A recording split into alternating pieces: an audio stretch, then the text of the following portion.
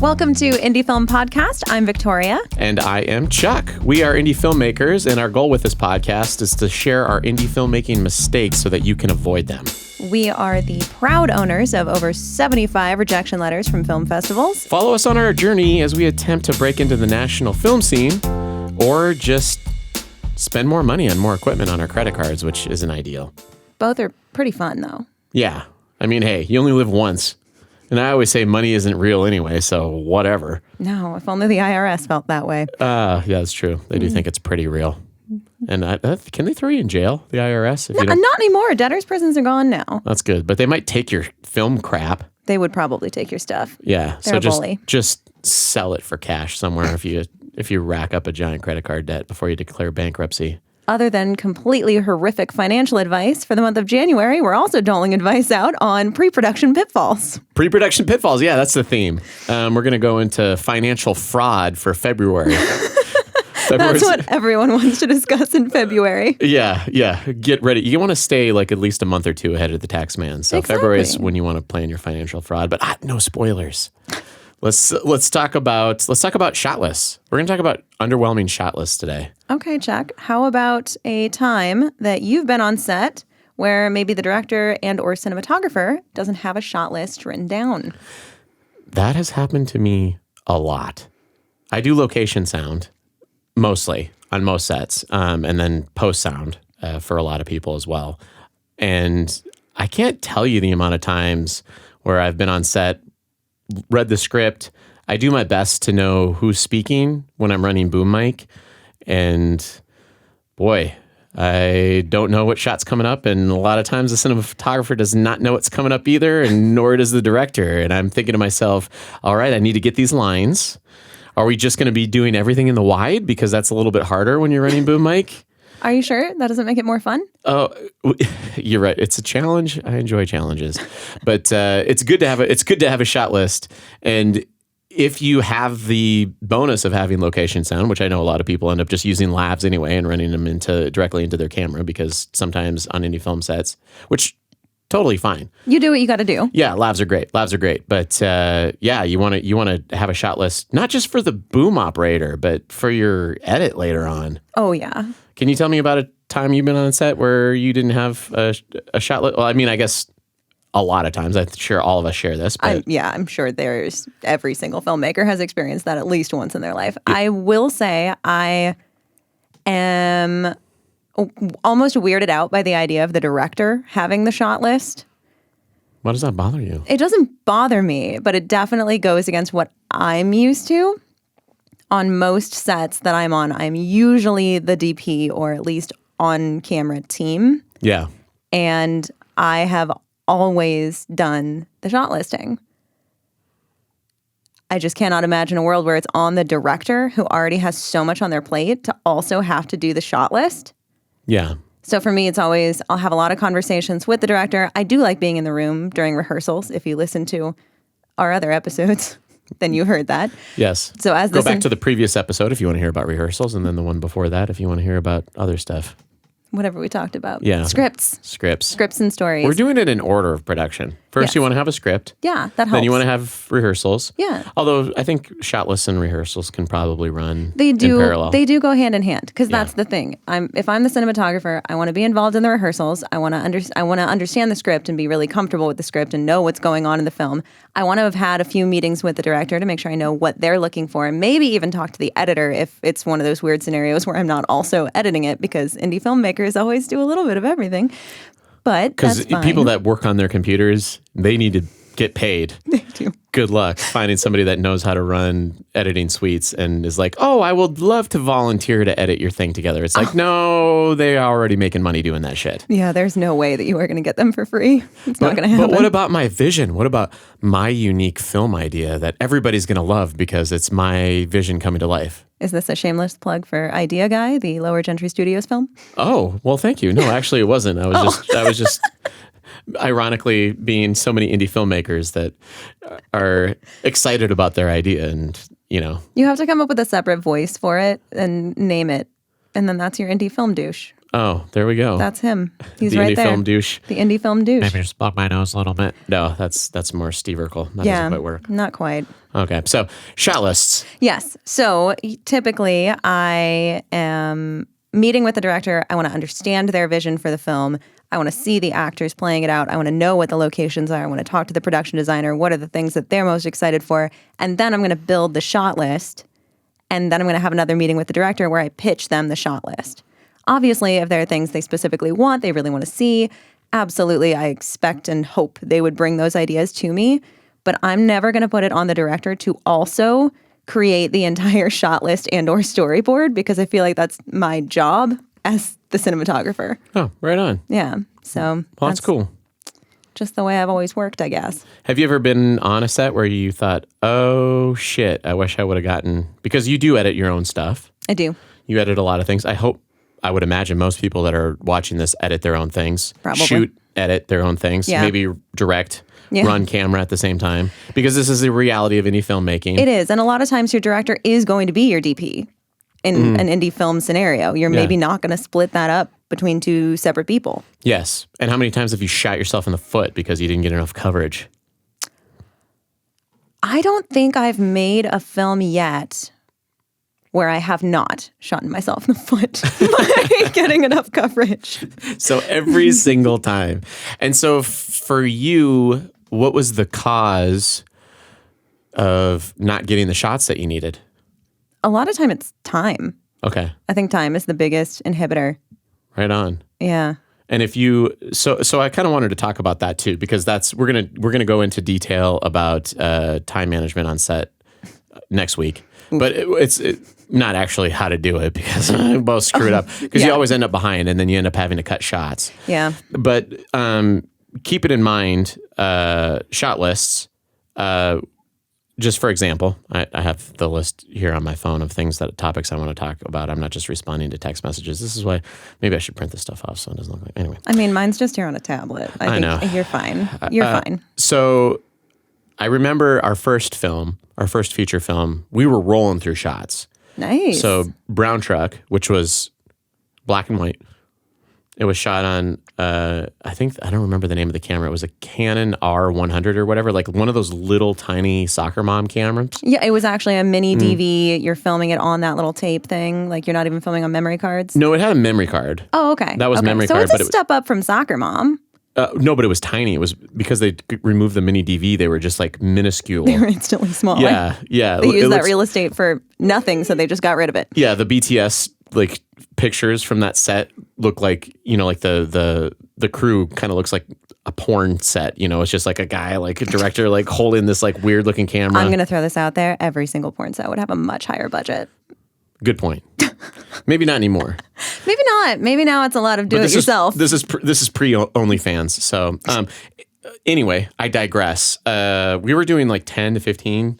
We could get 10 to 15 shots in an hour, but we were doing lights. Wait, 10 to 15 shots in an hour. Oh yeah, we were rolling. How long? It was we didn't do any lights. We didn't know how lighting worked. No, but didn't people have to say things? Yeah. We said things.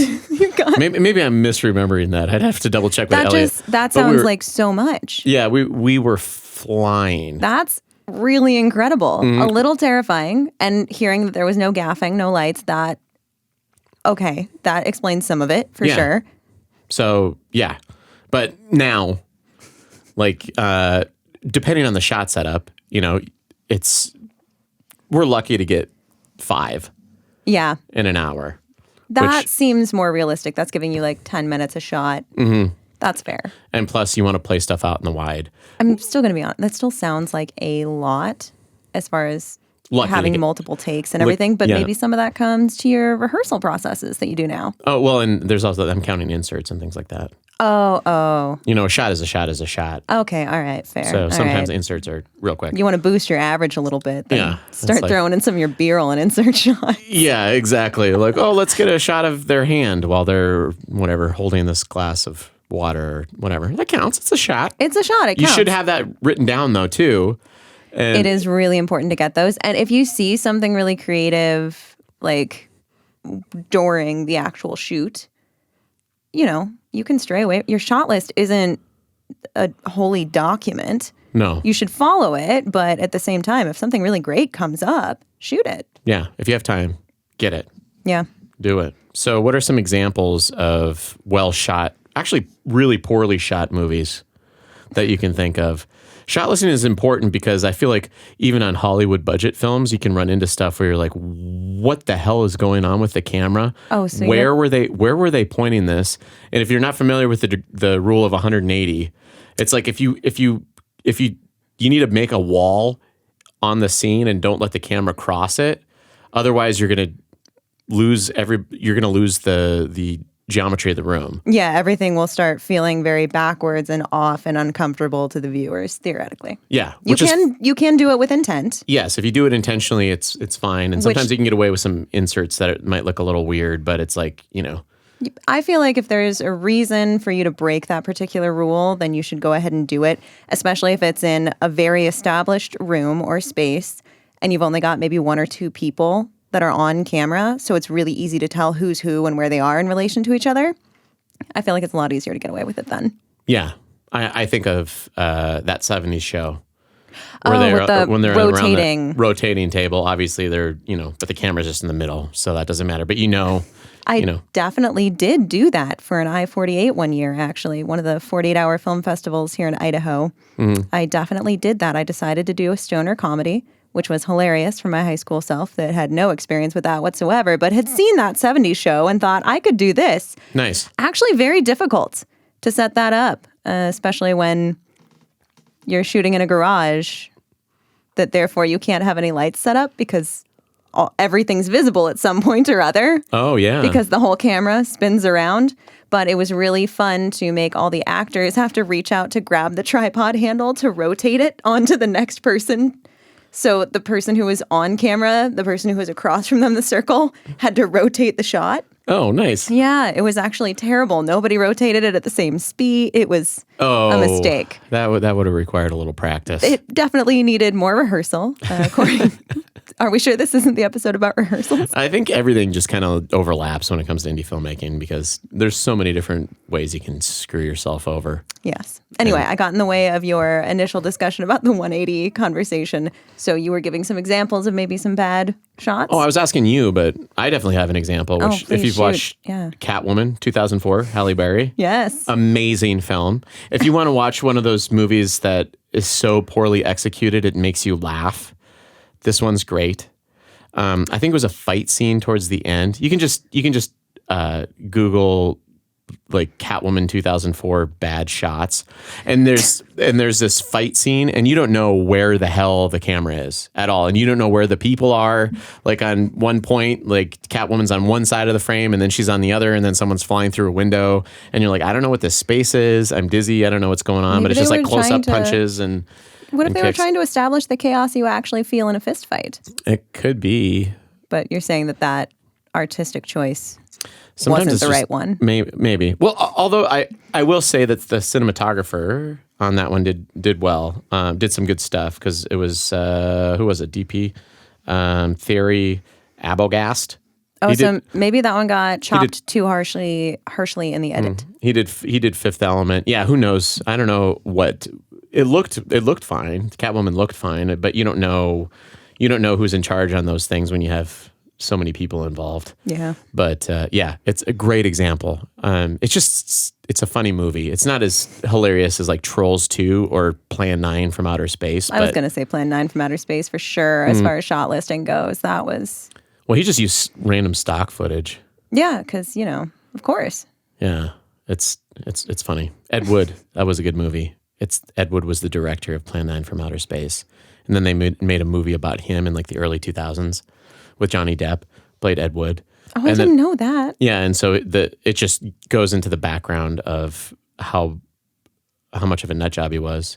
Not really, he just lacked, I don't know, I have no idea. I haven't met the guy, but according to the movie, the character that Johnny Depp portrays in Ed Wood, it was just kind of like, it was amazing because he was this auteur, apparently, that was just convinced what he was doing was incredible. And obviously, those are the best awful B movies, are the ones that when they really earnestly believe in what they're doing and they just completely don't understand how horrible the writing is. Or That is actually one thing that I think is a different way to have your shot list ruin your film, is if your script is terrible, Yeah. but your shots are beautiful, just these breathtaking, gorgeous, or really intricate, stylized. Obviously, a lot of effort went into this shot list. Yeah. I feel like that's the worst, because then it just calls more attention to the fact that you worked so hard on this film. You put so much time and effort into pre-production, and you never once stopped to ask yourself, wait, does this script suck? And maybe you should have. Or maybe you're just trying to extend a short film into like a feature film because you're a few lines short, so you just drag out some of them long shots. Just make it a nice artistic art house wide and hold it there for 5 minutes. It'll be great. There we go. Yeah. Maybe some ducks will fly through the frame. Ooh.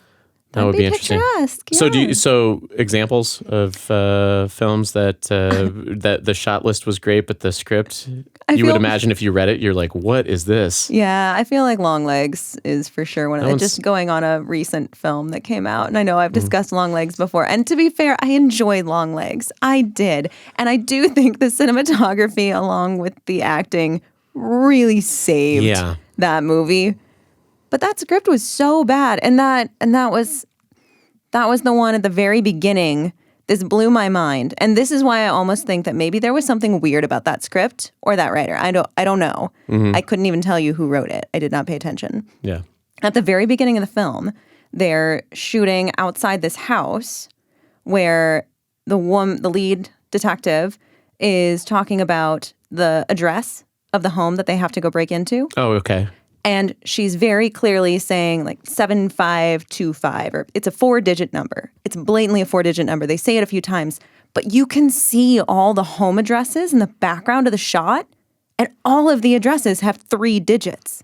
Oh, that's right. I forgot about that. That was so weird. I was just, how do you not see that? There was no continuity. And then they went to the address, and all of a sudden it was a 4-digit. No. Oh, they didn't show it? They didn't show you the exact address. They just show you the address of all the other houses on the street.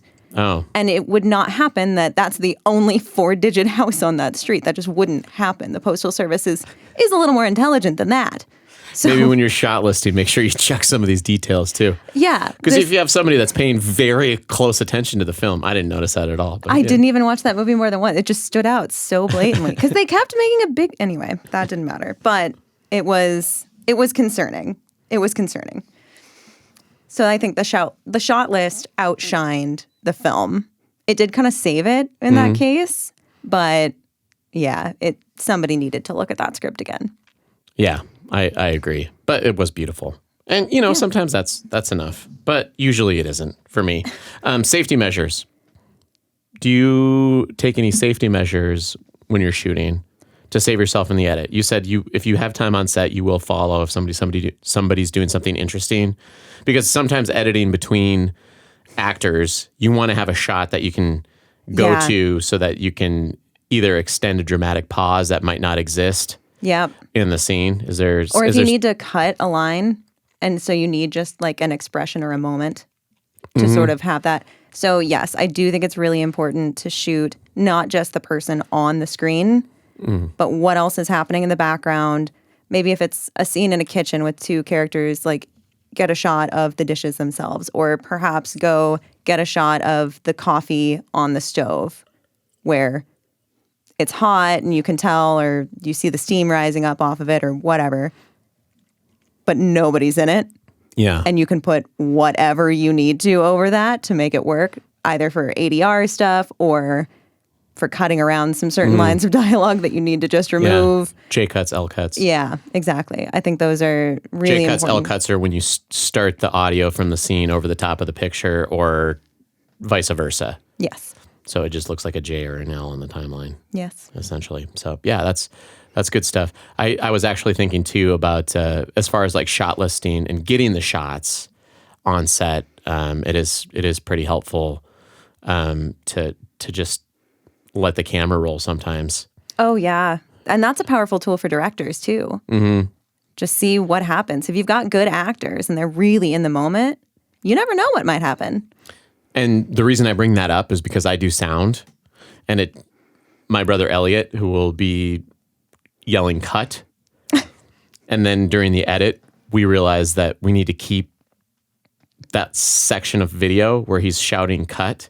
And then it's a giant pain in my ass to remove that cut and get the room tone right and make it sound natural, even though the sound's dropping out because we're using live sound. So definitely keep it going for a second. I guess that's more of a production thing. But when you're shot listing things, if you have an idea that you want to have reaction shots while you're doing rehearsals, make sure you're getting that from the person and, on set, getting clean audio. And some of that comes down to keeping that 5-second pre-post roll that you used to have when you were editing on actual tape, because I'm now reaffirming how old I am. I remember editing on actual tape. Nice. You had to have 5 seconds pre and post because it would auto rewind right before it cut. Oh. Or auto fast forward. Like, that's just the way it worked. Oh, well. The machine just did that. So you had to have your 5-second pre and post roll no matter what. And now it's digital. So it doesn't matter as much. But maybe those are some of the lessons that, And don't rely on AI Extend to do that, because I tried that on with the new Adobe AI Extend, and that's just garbage. It's not perfect. It looked like AI. You're like, this is just another 60 frames of weird AI crap. So suddenly people had 6 fingers. It was fine. Yeah, it just went. It was weird. Any other shot list advice that you have for anybody, or do you have any other anecdotes that you like to share about how? I will say I think my cinematography started getting a lot better when I started treating it like photography. Okay. So the basics for your shot list, first and foremost, always make sure you plan for coverage. Yeah. Always plan for coverage. Always go back a few lines farther than you think you need to and past a few lines. Even if you don't plan to use that shot for those lines, maybe just have them, to your point. It's better to have it. But the idea of shooting for coverage and having a few shots that are really meaningful to you for the artistic flair and the style, I think makes those shots more impactful in the long run. And I don't know, just as far as shot framing itself goes, always keeping in mind keep your X and Y axis in mind because it matters what gets cropped out of your shot. But keep your Z axis in mind too. What's in your foreground? What's in your midground? Yeah. What's happening in your background? Because there should be something everywhere unless you're shooting for a very artistic reason not to. Yeah. But those are just the things that I think made me a better shot lister as a whole. Nice. Composition is important. Composition does matter. That's cool. I think we had an epiphanous moment with Lower Gentry Studios.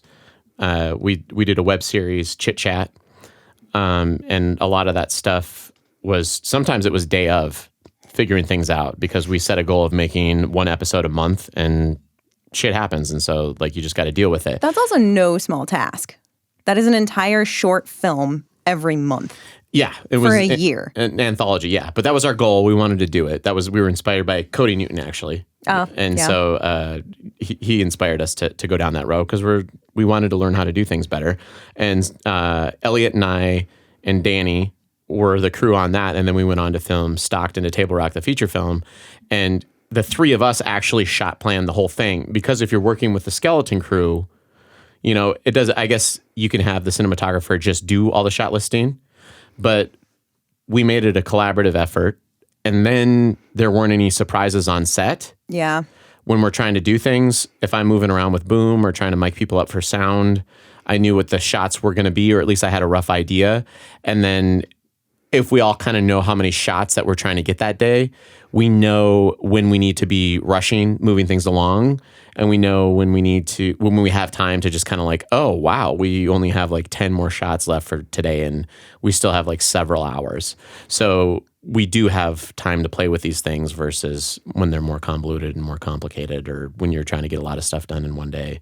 Having the entire crew, it's easier to do with 3 people. Yeah.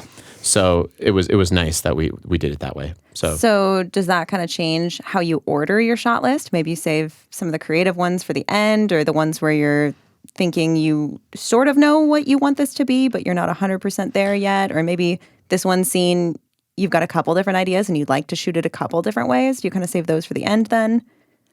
I think for Elliot, Elliot does most of the shot list, like as far as the sequence. Okay. In that when we shoot it, and then he does most of the shot listing as well with him and Danny. And I just sit along for the ride because I'm wondering coming up with ideas and helping out where I can. I'm like the 90-10 guy. We joke about that. Like 90% of my ideas are bad and 10% of them are useful, but I just come up with a lot of them and help out how I can there. A lot of times what we end up doing though, like especially indie film stuff, it's two people talking in a lot of scenes. And so figuring out how to get that in a wide and then interesting mediums and then replaying the scene, making sure you get it in the wide. Always get it in the wide. Get it in the wide first. Yes. And then that way you have something.